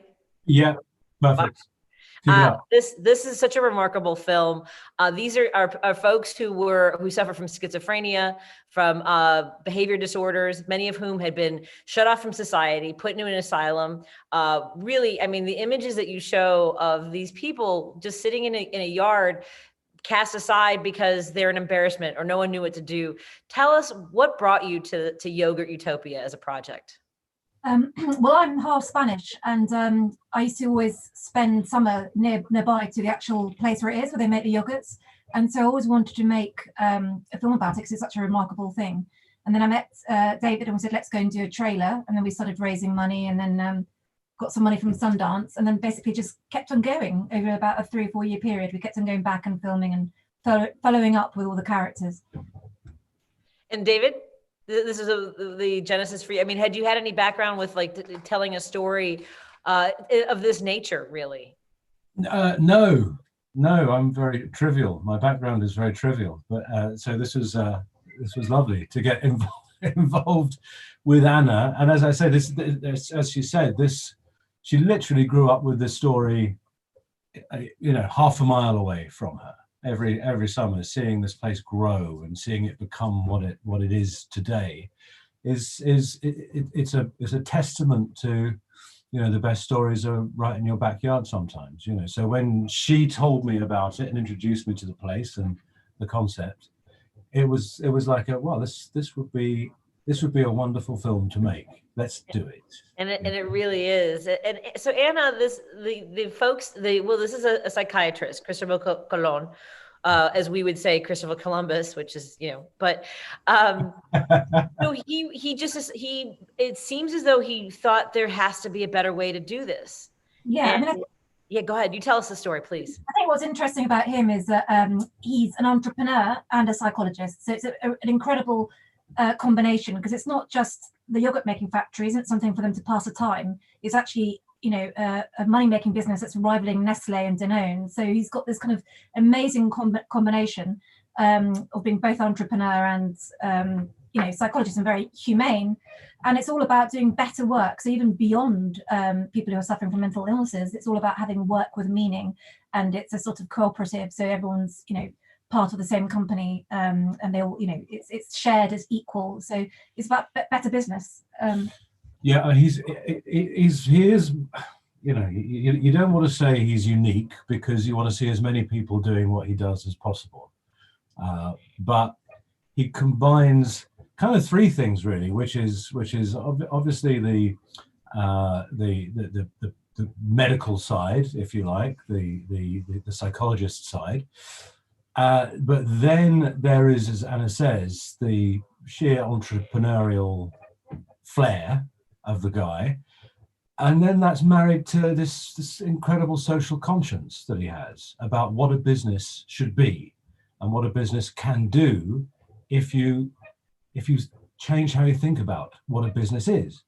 And so that kind of coming together of those different disparate, you would think, personality traits has really made the place as special as it is, I think. No doubt about it.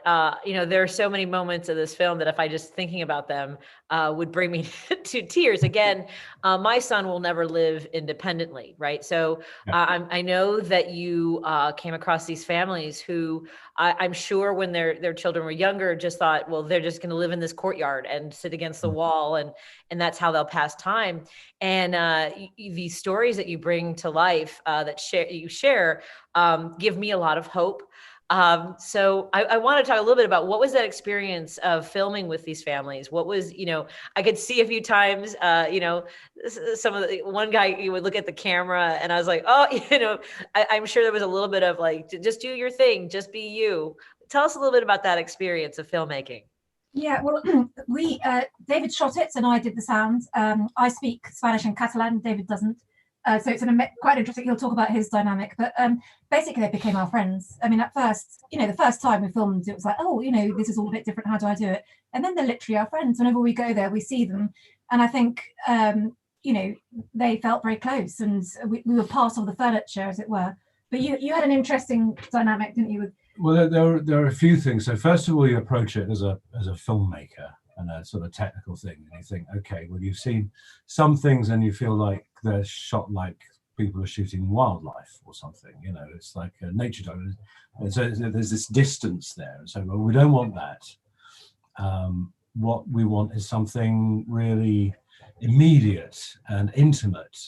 So we scaled everything down and we made it what literally was Anna and I everywhere together, tiny camera, fast lenses, no worrying about lighting or stopping or redoing or anything like that. So we were just hanging out, and that enabled us, if you like, to get a level of not, we weren't invisible, because if you've seen the film, you know that there are sort of nods and smiles and things going. So we're there, you know we're there, but we're the viewer, and the viewer's there because we're there, you know? So that I think was a really important early decision that was taken that really paid off for us on a filmmaking thing.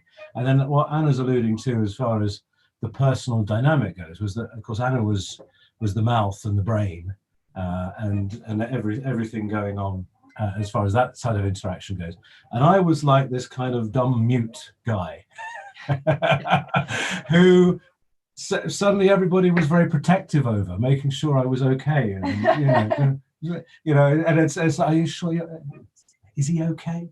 Is he? So that thing of like being taken under their wing, because ostensibly I'm the most vulnerable person in our little group. It was wonderful. You know, it's nice to be taken care of. Well, and that's really, look, I've never seen storytelling like this before, because we're in moments where we're talking about something very clinical, right? You have one man who is being told that they want to put him back on medications, and he doesn't want to do it because he's afraid that he won't be able to work.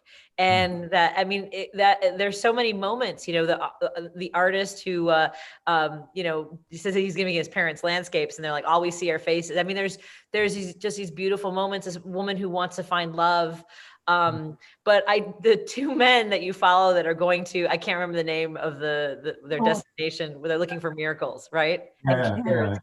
Yeah. Angel and Jose, yeah.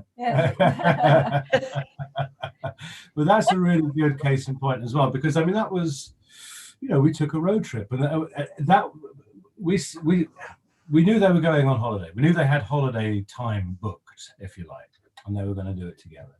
So we said, okay, that'll be cool. Yeah, that's what are you thinking? And they said, oh, we'll probably go to the beach. You know, we'll probably go and hang out, and who knows? You know, two guys on the beach together, we're bound to have fun. You know, so we're like, okay, great. Then we get the phone. We're going to Lourdes. Oh, okay. That suddenly changed everything for what that scene was going to be and what that story was going to be, and took it in a way that if we'd been writing it, you know, that we would never have written that. We would never have kind of even thought about suggesting, you know, guys, you should really go looking for a miracle, see if you can be cured, you know. And it's like, no, the guillotine would come down on that straight away. But they were like, yeah, no, this is going to be great. Come on. It's really beautiful. And although I so when he was brushing his teeth, and his mate asks him, how long do you brush for? I was like, oh God, 15 minutes. That way they're really clean. Okay. but I mean that's the reality, right? Like, yeah, you know, is those moments of here's how a person lives. Anna, having grown up near, how do I say, La Fagata? Yeah. La Fageta. La Fageta, thank you. Yeah. What were you surprised by? Because for you, I have to imagine this was like, oh, I kind of get this story. You know, what I have to believe that every day was something you're like, oh, this is different. Yeah, I mean, gosh, everything's surprising and new. And well, I mean, that they're like us, that these people aren't different to us. They're like us. What it must be like having, as a parent, you know, whether it was interesting talking to the parents, like some who have children who are born with a disability, and others who have children who are fine till they're 20 and then suddenly have a crisis and having to cope with it afterwards. So the complexity of that, the sort of goodness and of people like Cristobal Colon who have managed to do this, and the whole life is it. Also the difficulty of working with people like this, because, you know, frankly, during the day someone might have a breakdown and they can't work for 4 hours, and they've got staff there that will help them, and they'll have someone that will replace them. So it's really well thought out, thought of.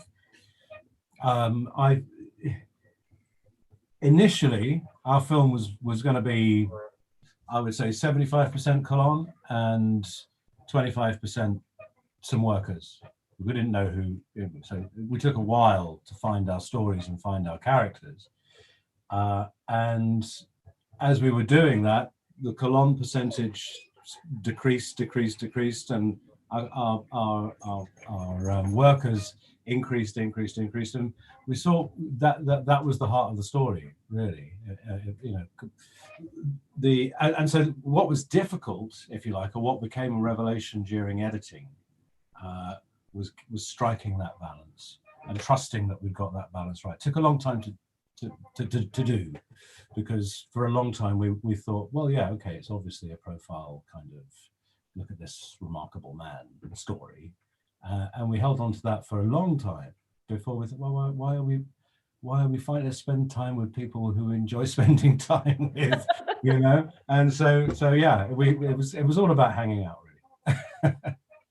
You mentioned earlier that you know, you hate to say that he's unique, but yet I don't know of any. Are you familiar with any other sort of established like company like this, or no? No, I mean, there's people sort of copying, and he is, you know, he's a funny character because you admire him, but he's also really intimidating. So he's got this funny sort of, I don't know. Yeah, he's no saint. He's not a or a pushover. Yeah. But yeah, I mean, I think that's why it's such a special place. That, and I just hope that there are more businesses that.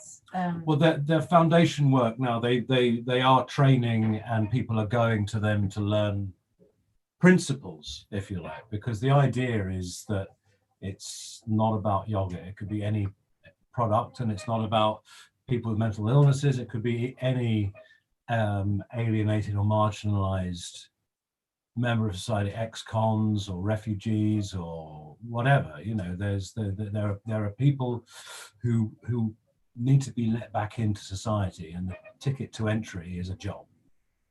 Well, and that's one of the things that comes up, that you know, as a mother of a child who's nonverbal, who you know, and we don't know what he knows because he has limited communication abilities.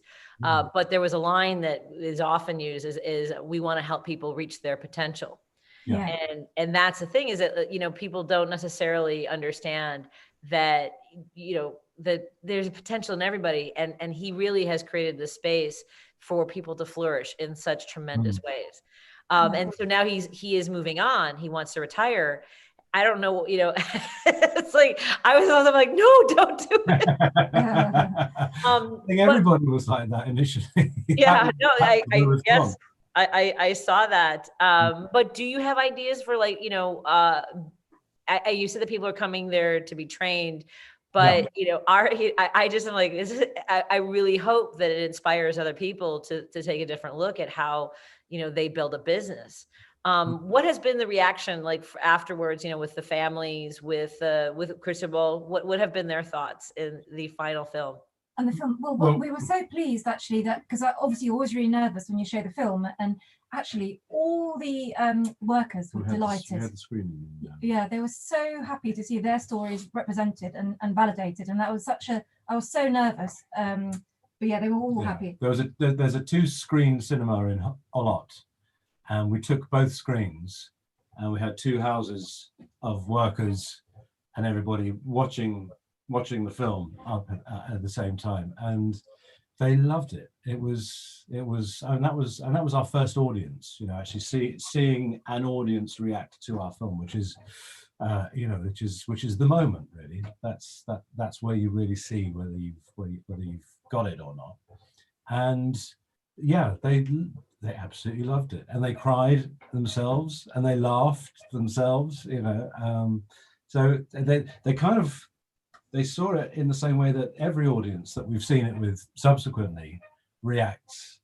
It's a very touching, very human, very immediate story that does move you.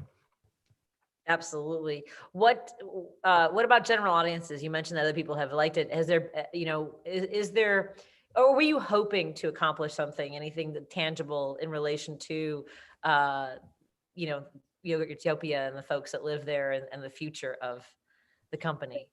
We did a shorter version which came out on Spanish TV and was in Critics' Choice and everything, and we came out on TV talking about it.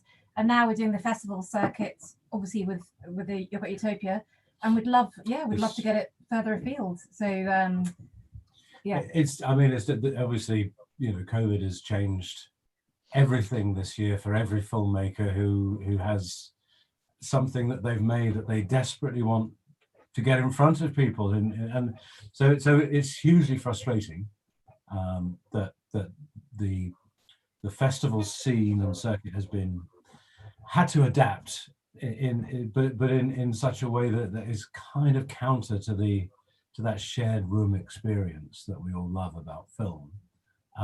But it's the best we can get, it's the best we can do, so we're working it. And we just want as many people to see it as possible, because we know when people see it, they really do, it hooks them. The film really hooks them, and the people really hook them, and the story hooks them. It's a tough sell for distributors and people like that. You know, they're not biting our arm off.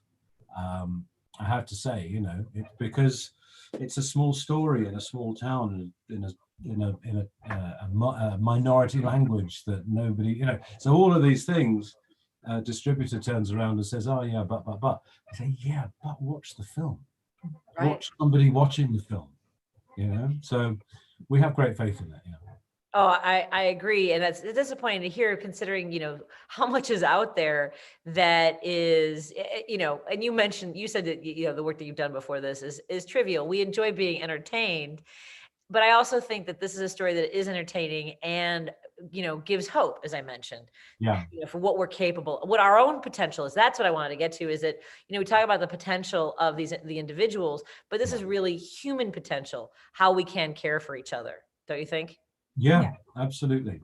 Yeah. No, I mean, at the end, you feel everyone's story, each individual, they is kind of okay. Do you know what I mean? They're all sort of, it's about life. It's about ups and downs in life, and sort of celebrating being in the moment and the ups, really. I think it's a celebration. I think is the word. Celebration of uniqueness and individuality and people, you know, with all their weird shapes and angles and strangeness, you know, and just seeing, oh, that kind of works. Wow. You know? Right.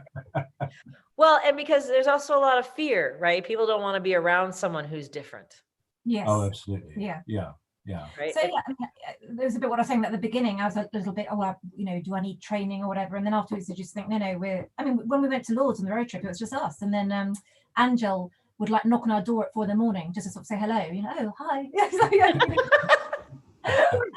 Yeah. Yeah. So, yeah. I mean, I actually, I mean, we were talking about Lords. I resisted Lords a little bit, just because again, that sort of filmmakery thing of like, oh dear, this could go, you know, in a weird direction. And Anna was just saying, just go with it. Just go with it. That's all we've done so far. It's been great. Just go with it. So yeah, it's it was a very, very illuminating ride. For those who aren't familiar with Lords, they might be wondering why it would be a complicated adventure. Can you fill them in a little bit? yeah, it's a site, a religious site where a miracle happened with Saint Bernadette apparently, and then like millions and millions of people go there each year. But it's a mixture between a convent and Las Vegas or something, because it's all all neon everywhere, you know, crucifixes and selling holy water, selling Marys. I mean, it's extraordinary. Yeah, you can buy holy water by the gallon there, from the in like gallon jerry cans and things. You just go to the thing, fill it up, and off you go. So it's very kitsch and really crazy place. But you know, that's where they wanted to go, and I recommend it. You should give it a try. You know, well, why not?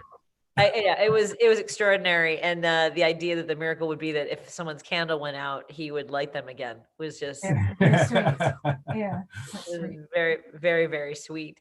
Tell us a little bit about how, you know, what is it? Well, tell me a little bit, David, about, you know, when you mentioned your work before this, what kind of work, what kind of filmmaking, what led you to filmmaking? Oh wow. TV initially, like really, really bad schlock entertainment, terrible television. I mean, no, it's true. Yeah, but great fun, huge fun to make. New music programs. Yeah, music shows and stuff like that. But and then subsequently, I sort of more got into advertising and the commercial side of things. But with the background that I have, then it tends to be kind of real people advertising, you know, the kind of things where you follow a craftsman or something doing what they do, or an artist or whatever, and yeah, there's so yeah, that's my usual vein, bread and butter, if you like. But yeah, not like this so much. How about yourself, Anna? I do arts and history documentaries, so for BBC or Animal Planet or Nat Geo, those kind of things. So sort of jobbing director, but it's a bit like being at school because I'll always learn something new. And yeah, what drives me is that I just love telling stories. For me, that's all I want to do all my life, is just tell stories, and I think that's so important to communicate. And now more and more stories that have a social message or that might ignite change. I feel more politicized, and that, you know, that we have to sort of fight for change in this dark world that we have. We have to bring moments of light. And thank you for doing that. I mean, I really, like I said, this film gives me hope. You know, I think a lot of parents like me we're at our wits' end sometimes, and knowing that there are people like Cristobal and filmmakers like you and families like those that you shared with us, those incredible stories, remind me that we're not alone. And that there are people trying to find, you know, solutions and paths for each other. And that's really the big part of Change Fest. What was your experience like with Change Fest, this film festival in particular? Great. I mean, everyone's been really friendly, really amazing. Yeah, I mean, it's really, yeah, we're very excited. And well-oiled machine, Patty. Well I'm just the moderator and a viewer of extraordinary filmmaking like yours. How can people support the work that you do and find you so they can continue to follow you? Well, we've got a Facebook page. I think we've got our social media handles. We have a Twitter thing as well. Yeah. I mean, we're looking for a distributor, so if anyone's got any suggestions. Yes, anything like that. Basically, we want to see how far we get with this film, and then we want to make more in the same vein. You know, it's there is a corner that we are turning now, I feel, as a society, and we're thinking about things differently. Yep. There is an audience for it that's hungry for it, and we need to feed it. We certainly do. Well, and partly with yogurt. So now I'm going to have some Yeah. yogurt. It has been a pleasure. It's an honor, and I look forward to the work that you do. And again, thank you for bringing this story to life. It's so incredibly important. Thank you. Thank you so much, Patty. Thank you very Well, much. Take thank care. you. Bye. Bye-bye. We're gonna see a video from Todd Belcourt, a thank you video, and I'll be back at 6 p.m. Central Time with some more interviews with filmmakers, and we continue our conversations about fear-mongering, social engineering, and communal society. So bye, everybody. See you later. Here's a video from Todd. Bye, Patty. Bye. Bye. Thank you. Hello, everyone. My name is Todd Belcourt, Executive Director of Social Change, a nonprofit committed to liberation through story, organizing, direct action, and policy advocacy. I want to join my team in saying thank you. Thank you for joining us for another year of Change Fest and making sure our international Social Change Film Festival is an incredible success. We had over 100 films we were able to feature, over 60 conversations with award-winning filmmakers, experts, activists, and amazing people just like you. So thank you. If you're like me and a little upset that Change Fest is ending, you can still get involved and continue being involved in the movements that you heard about because of Change Fest. But there's 3 other things we want to recommend that people do. 1, wear a mask. Wear a mask every time you leave the house. Put it over your mouth, put it over your nose, and make sure you protect others and yourself. The second, vote. Make sure your voice is heard, because your voice matters, you matter, and the issues you care about matter. And voting is the best way to make sure all the changes you need begin to take place. The third thing, join us. You enjoyed Change Fest. We enjoy some of our events where we go into different communities and provide food, hand sanitizer, and PPE. Join us as we continue to engage in policy advocacy and organizing and all the different things necessary to build community, build momentum, and create change. You can do that at socialchange.site and click join us. But no matter what you do, please know that we appreciate you, we thank you, and no matter what, you have a home here in Social Change. Thank you. Take care. I also want to say thank you to our sponsors, the Cushman Multifamily Charity Fund, Morgan Properties, Blue Cross Blue Shield, Focus for Health, and Howard Brown Health Clinics. Without your support, Change Fest doesn't happen. So thank you for stepping up, but more importantly, for walking the talk as it relates to things like Black Lives Matter, fighting for LGBTQIA rights, and for all the different things that are needed in today's society and beyond to make sure everyone is respected and everyone has an opportunity to fulfill their potential. Thank you.